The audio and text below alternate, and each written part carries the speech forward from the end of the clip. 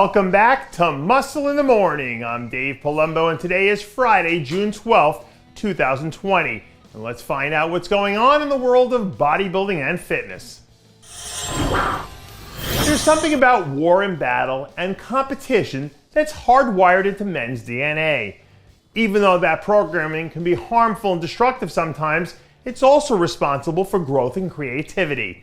And when Andre Ferguson hits the Boston Pro stage in October, the world will have a front view seat to the beauty and the madness.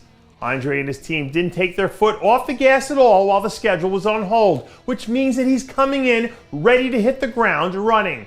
So if he can sustain the momentum, it sets up a huge showdown with his buddy Ray Edmonds in Vegas, where the two of them will end up going head to head for all the chips.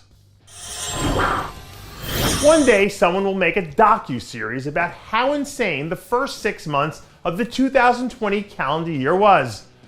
For Shaun Clarida, however, the past is the past, because for the next 6 months, he's about to make winning the 212 Olympia title his sole focus. A few days ago, Shaun announced that he was starting his Olympia prep and said that his body's responded better to training over the last 3 months than it ever has. And those are words that should resonate because Shaun's not the type to be an exaggerator. So if he keeps growing all the way into the show, he might give Kamala Gargani all he can handle.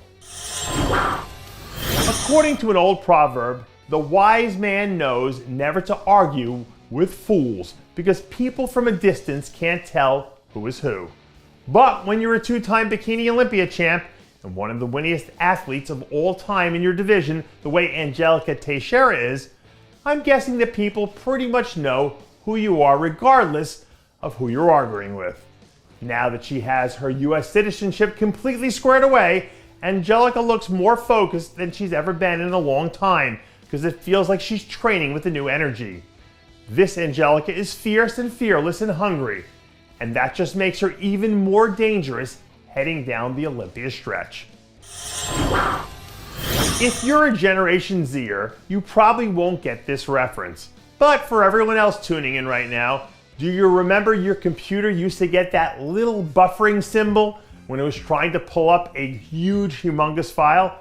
Well, in my head, that's what I think Dwayne Walker's mirror does when he stands in front of it to take a selfie. During last year's rookie campaign, Dwayne put together some really solid efforts, including the third place finish he had at the IFBB Puerto Rico Pro, where he was right there with Eduardo Correa and Bo Lewis in the finals.